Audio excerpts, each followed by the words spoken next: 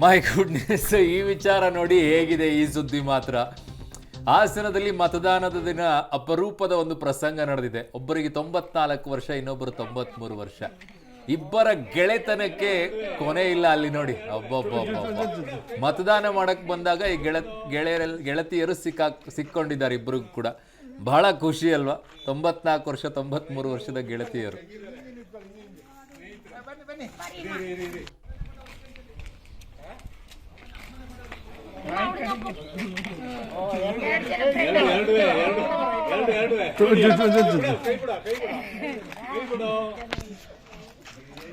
ಈ ಶಶಿಧರ್ ಈಗ ನನ್ನ ಸಂಪರ್ಕಕ್ಕೆ ಸಿಗ್ತಾ ಇದ್ದಾರೆ. ಶಶಿಧರ್, ಏನ್ ಇಬ್ರು ಭೇಟಿ ಆಗ್ತಿರ್ಲಿಲ್ವಾ ಅಥವಾ ಮನೆಯಿಂದ ಆಚೆ ಬರಕ್ ಆಗ್ತಿರ್ಲಿಲ್ಲ? ಅಟ್ಲೀಸ್ಟ್ ಮತದಾನ ಸಂದರ್ಭದಲ್ಲಾದ್ರೂ ಆಚೆ ಸಿಕ್ಕಿದಾರಲ್ಲ ಅನ್ನೋ ಖುಷಿನ, ಏನಿದೆ ಮಾಹಿತಿ?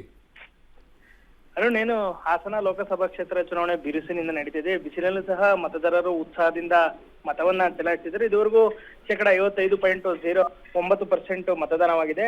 ಆದ್ರೆ ಹಾಸನದಲ್ಲಿ ಬಲು ಅಪರೂಪದ ಒಂದು ಘಟನೆ ನಡೆದಿರ್ತಕ್ಕಂಥದ್ದು. ಏನು 94 ವರ್ಷದ ಜಾನಮ್ ಹಾಗೂ 93 ವರ್ಷದ ಫಾತಿಮಾ ಬಾಲ್ಯದಲ್ಲಿ ಗೆಳತಿಯರಾಗಿರ್ತಾರೆ. ಜೊತೆಲಿ ಸಹ ವಿದ್ಯಾಭ್ಯಾಸವನ್ನ ಮಾಡಿರ್ತಾರೆ. 7ನೇ ತರಗತಿ ನಂತರ ಅವರಿಬ್ರು ಬೇರೆ ಬೇರೆಯಾಗಿ ಹೋಗ್ತಾರೆ. ಅದಾದ ಸಂದರ್ಭದಲ್ಲಿ ಇದುವರೆಗೂ ಅವರು ಭೇಟಿನೇ ಆಗಿರಲ್ಲ. ಇಂದು ಗುಳಗಳಲ್ಲಿ ಸಕಲೇಶ್ಪುರ ತಾಲೂಕಿನ ಗುಳಗಳ ಗ್ರಾಮದಲ್ಲಿ ಮತ ಚಲಾಯಿಸುವ ವೇಳೆ ಅವರಿಬ್ರು ಸಹ ಮುಖಾಮುಖಿ ಆಗ್ತಾರೆ.